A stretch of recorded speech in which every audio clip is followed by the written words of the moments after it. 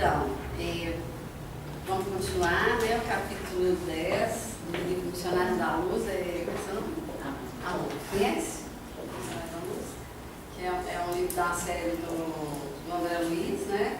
Psicografado pelo Chico, que é uma sequência de instruções do André Luiz depois que ele desencarnou. Começa no nosso lar, Mensageiros. Esse é o terceiro Missionário da Luz. Então nós estamos fazendo estudo desde o primeiro, entendeu? Cada semana um capítulo trazido por uma pessoa. Só que a gente não é direto, não. A gente fez o nosso lar, depois fizemos Mensageiros, agora os Missionários. Então o André lá no plano espiritual, quando ele começou a ter as instruções, cada fase ele tem um instrutor.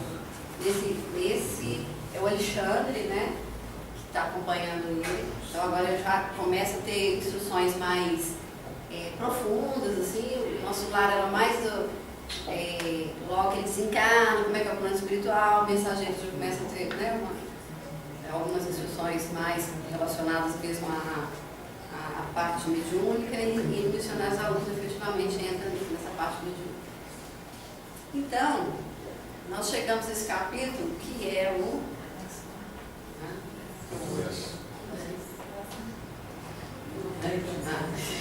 Eu sei fazer errado. Então, o capítulo 10, que é materialização. Bom, vamos relembrar aqui rapidamente. A maioria das pessoas sabe o que quer dizer materialização, mas para quem não sabe, alguém quer me ajudar? Lembrar o que é materialização? Quem lembra? De que se trata? Bom, eu entendo que a materialização é quando o campo vibracional, né, que existe entre a espiritualidade e os encarnados se manifesta sobre com alguma interferência no plano físico. Então tem, sei lá, arrastar a mesa, cadeira, né? São efeitos tangíveis, vamos dizer assim, né? Que através desse campo vibracional são canalizados para esse veículo. Então, basicamente, é uma manifestação de efeito físico, seja lá qual for. No caso da materialização, que é um fenômeno mediúnico mesmo, né? Que é de efeito físico,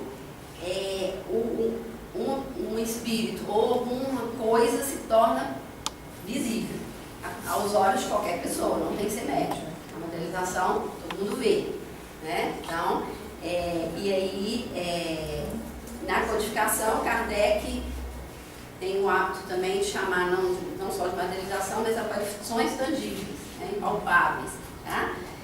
Então, nesse caso, o médium, só para lembrar, ele fornece a substância que nós vamos conhecer, que é o ectoplasma, né, que é a substância mesmo juntando com outras substâncias, não só o ectoplasma consegue fazer a materialização, tá? Então, o médium, ele só fornece. Ele ali, naquele caso, não tem nada a ver com ele quem vai aparecer, né? Só para entender. Então, qualquer um pode vir, tá? E outra coisa, antes de a gente entrar na história, que eu vou contar uma história, foi um capítulo grande, então eu tenho que resumir bastante.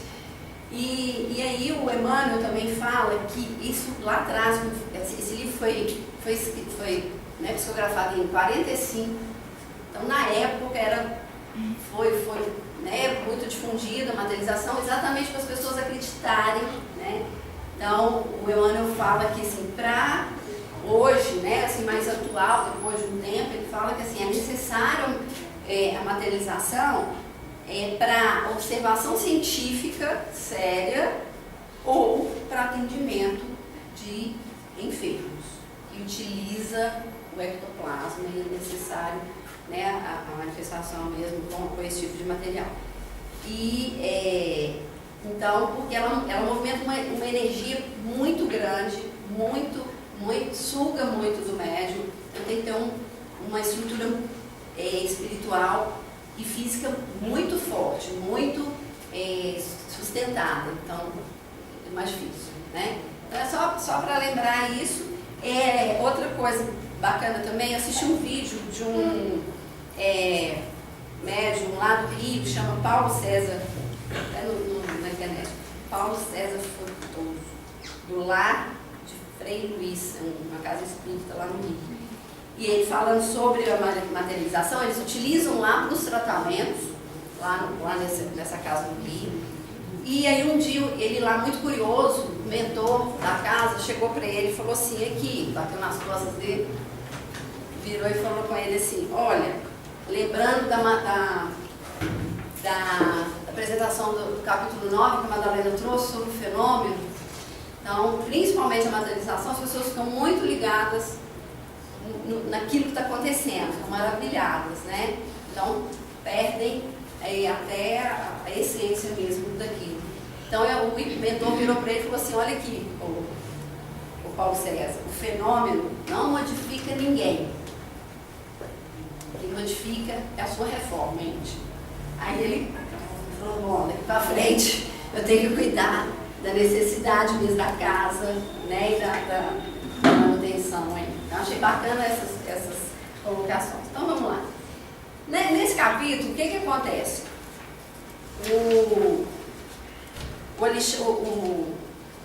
O André vira para o Alexandre e fala da curiosidade dele de conhecer sobre materialização. Assim, né, cara a cara.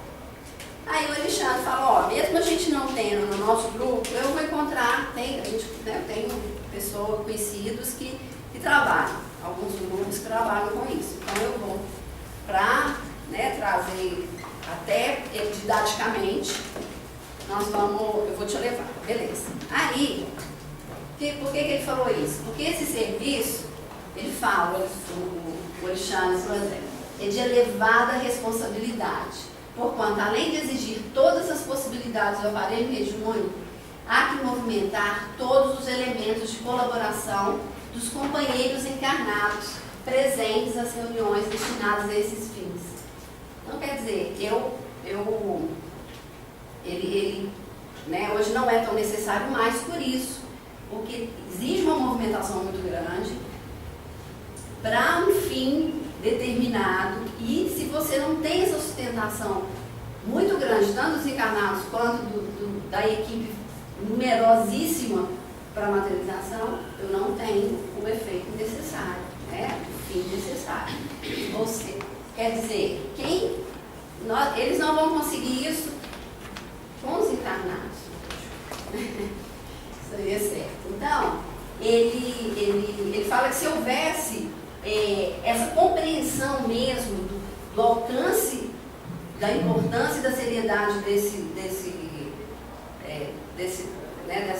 tipo de reunião, de trabalho mediúnico, e os médiuns encarnados se dispusessem mesmo a compreender, a se preparar. Aí eu lembrei até da apresentação da Lili, e fiquei, Lili, assim, arrasada. Mentira, obrigada, gente. Foi muito útil para mim esse capítulo, porque nós temos tarefas que nós trabalhamos com a movimentação de ectoplasma, não dessa forma que nós vamos fazer aqui. Então, a necessidade da preparação é uma coisa assim, que eu estou assim, cada dia mais, né? E aí, ele fala, por isso mesmo, na incerteza da colaboração eficiente, as sessões de materialização efetuam-se com grandes riscos para a organização mediúnica e requisitam um número dilatado de cooperadores do nosso plano. Ou seja, cada coisa que ele falava, ele entendia que era melhor não ter, assim, nesse formato, tá? Então, nós vamos falar por aqui.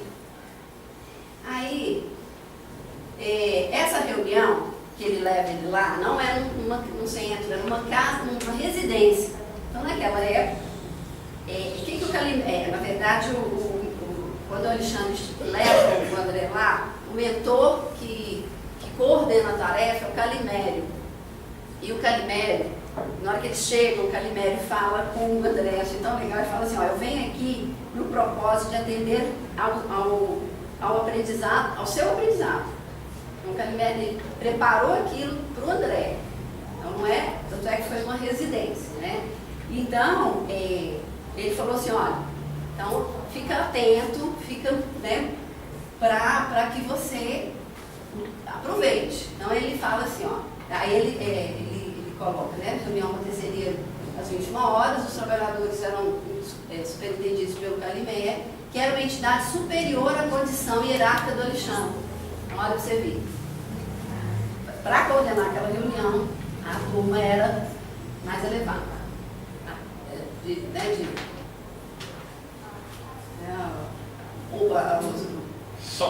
Os tops tinham que estar ali, vocês vão ver. E aí ele vira, olha dentro dos olhos do André e fala com ele assim, olha, observar para realizar é serviço divino. Então você não está aqui a passeio, não. Vamos trabalhar. Então fica atento, né? Achei super legal. Então, gente, aí o Alexandre explicou para ele, aqui, o André, é indispensável o máximo cuidado para que os princípios mentais de origem inferior não afetem a saúde física dos colaboradores encarnados, nem a pureza do material indispensável aos processos fenomênicos. É necessário um ambiente homogêneo. Eu consigo, numa reunião mediúnica, seja lá de tratamento, amor, que nós temos aqui, um ambiente homogêneo? Muito difícil. O que vocês acham? Difícil. Então, para materialização, se não tiver, a equipe espiritual vai ter que movimentar uma energia, né, absurda. Então, é melhor, né, então, evitar ao máximo. Tá? Aí, eu estou trazendo só porque eu achei realmente importante. Primeiro, então, gente, olha que legal. Eu até separei assim por itens, só para ficar bem didático. Eles preparam um local. Lá na casa, olha, a residência onde se efetuariam os trabalhos chegava a ser isolada por extenso cordão de trabalhadores de nosso plano, um círculo de 20 metros em derredor. Por quê? Não era permitido a entrada de espíritos sofredores. Nesse trabalho, não. O Alexandre até fala com ele, porque tem muitos trabalhos para isso. Então, para esse não era permitido, porque não tinha condição de resguardar, né, a vibração. Então, achei super legal. Aí mais um item da preparação do local. 20 entidades de nobre hierarquia movimentavam o ar ambiente, executando operações magnéticas de santificação interior do recinto, condensando o oxigênio necessário para o trabalho bactericida.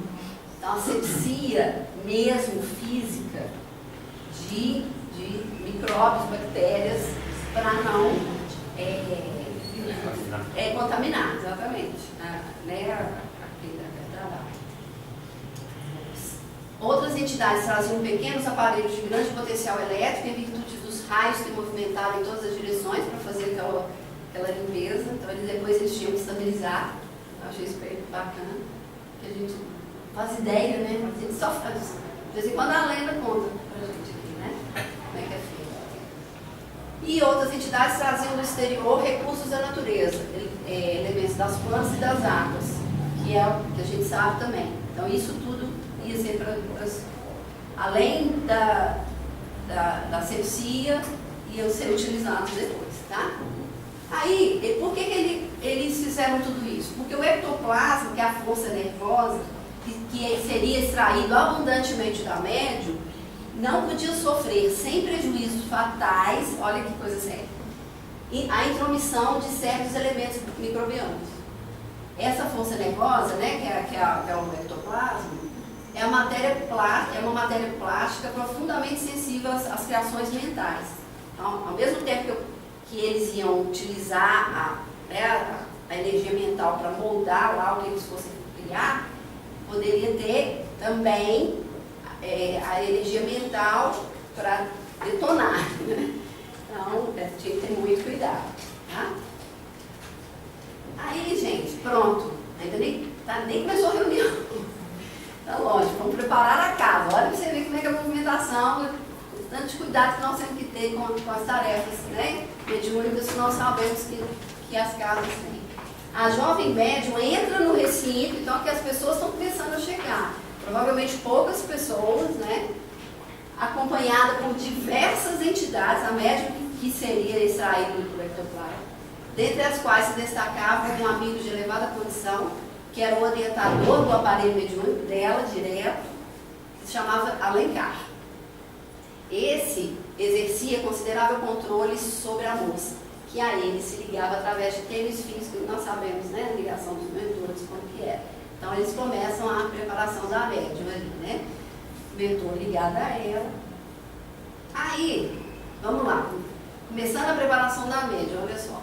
O Alencar e seus assistentes, eles fizeram, eu não coloquei tudo não, uma posição de mãos em forma de círculo no frontal dela. Aí, a partir disso, eles concentraram essas forças emitidas gradualmente sobre o plexo solar. Olha que bacana. Então, eles espalharam essa energia sobre todo o sistema nervoso vegetativo, acelerando o processo químico da digestão. E aí, em poucos minutos, o estômago estava limpo, estava estabilizado. Por quê? Principalmente naquela época. Hoje eu já sei que eu preciso de uma preparação. Eu preciso de uma dieta para a reunião, tanto de sexta, a reunião mediúnica, que vai me movimentar meus canais mediúnicos, eu necessito, né, de uma preparação física e psíquica, mental. Então, ela deve ter chegado, deve ter comido um pouco antes, mas a digestão não tinha sido totalmente feita. Então, eles fizeram essa energização para limpar, porque a digestão movimenta uma energia enorme, né? Então não poderia fazer a extração do ectoplasma com ela. Aí eles começaram a estabilizar, né? Aí estava livre. Depois, prepararam o sistema nervoso para saídas do ectoplasma. O Alexandre projetava energia sobre a região do cérebro, Verônica, que era uma outra auxiliar, e outros companheiros também estabilizavam, né, o sistema nervoso central, cervical, né, os nervos cervicais, dorsais, né, toda a coluna, para efetuar a limpeza dos deletérios da médium. E aí, sob o influxo luminoso da destra do Alexandre, nela, né, no cérebro da jovem, ela conseguiu fazer a limpeza dos deletérios, e aí ela já ficou com a limpo, com a parte, né, nervosa ali do cérebro limpo para essa movimentação. Porque se não fosse feito isso, se eles extraíssem, ela estaria em uma condição muito frágil, né? Certo? Pois ela não contribuísse, né? Claro, exatamente. Não, com certeza. Por isso ela tinha toda aquela proteção, por isso a casa tinha para não receber as emanações. Mesmo assim, eles falaram que o Alexandre falou que não poderia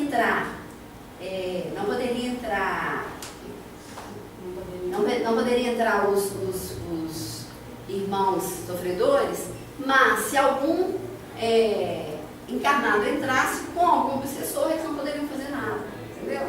Então aquelas emanações poderiam atingir a médium ainda assim, né? Gente, quer perguntar alguma coisa? Estou indo rápido porque é muita informação e eu achei esses pontos assim super legais.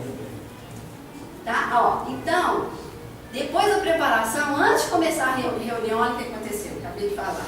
Percebeu-se grande choque de vibrações no recinto. Entrou um irmão encarnado sob efeito de álcool e ia para a reunião, então, ou seja, não preparou. Isso é que ele tinha acabado de falar com o Alexandre, falou, não tem como, a gente prepara tudo. A parte espiritual nós preparamos, mas os encarnados nós não temos como, isso é com eles, né? Aí, o que o Calimério imediatamente, gente, tão legal, porque assim, a espiritualidade tem uma tranquilidade, uma serenidade. Ele ficou preocupado porque era uma coisa muito séria. Ele disse que a emanação do álcool poderia danificar tanto a parte física como psíquica da médium e todo o material que ia extrair. E olha, ele fala, o álcool na dosagem necessária para o corpo, que é benéfico, mas no caso dele não, ele estava exalando. Então foi um corre-corre, né?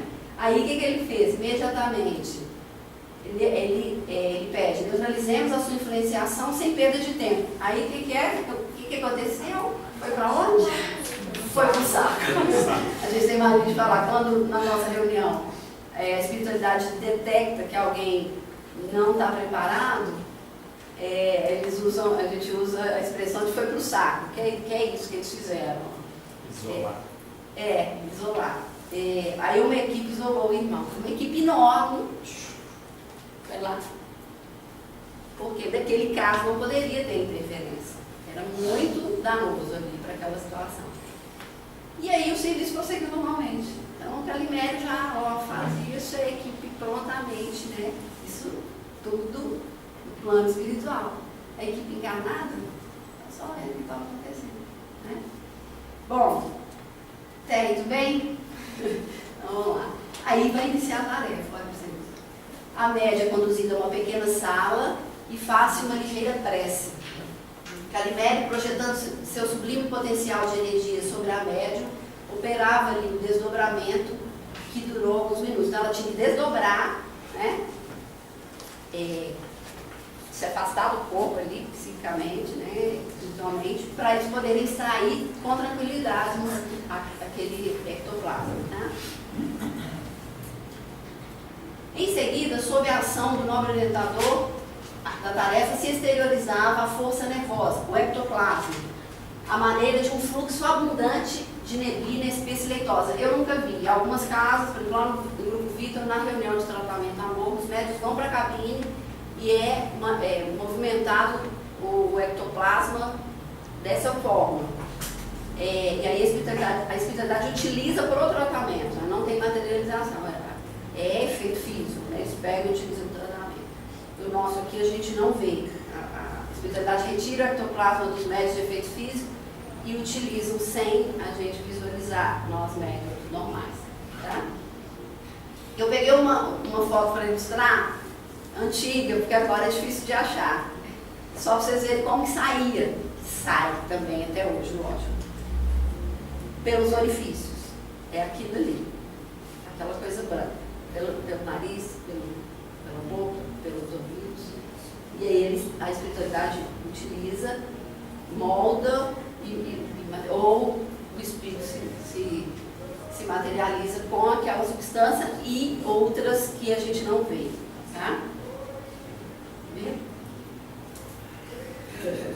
Bom, e aí, como acontece em outras reuniões, os amigos terrestres estavam emitindo, eles falam muito conosco aqui, estavam emitindo solicitações silenciosas. Não é isso que eles falam com a gente? Para de pedir, fica na reunião, senão você atrapalha. Vem, faz o que você tem que fazer. Aí essas vibrações entraram em conflito ativo em vez de ajudar, atrapalhar. Aí o que o Calimério faz? Chama o Alencar e fala: Alencar, é necessário extinguir o conflito de vibrações. Então, mais uma vez um problema, vamos resolver. Aí ele falou: é mais razoável que eles não se concentrem. Não vão concentrar, olha que legal. Digam-lhes para cantarem, que é o que nós fazemos aqui na nossa reunião, tá vendo? O Alencar pede para o Alexandre auxiliar, tá vendo? Como é que é importante cantar? A gente acha que não, né? Aí o Alexandre solicita o André que auxilie a improvisar uma garganta ectoplasmática. Olha que bacana. Formar com o ectoplasma uma garganta. Né? Aí ele fala isso, ele fala de novo. Aí o que ele faz? Ele molda, pega aquilo e molda. O André ficou assim apavorado. Falou: calma, você sabe como é que é, porque ele era médico, então ele sabia, né, como é que tinha que montar aqui. Aí ele fez, formou, o André fala assim, é perfeito, ele ficou impressionado assim, com as fibras, era maravilhoso.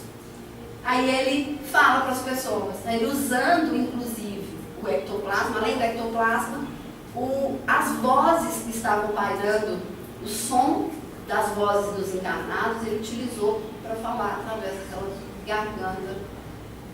Aí ele fala: meus amigos, a paz de Jesus seja convosco. Ajudem-nos cantando. Façam música e evitem a concentração. Então, a música ali seria um mantra para poder organizar a mente. Olha que legal.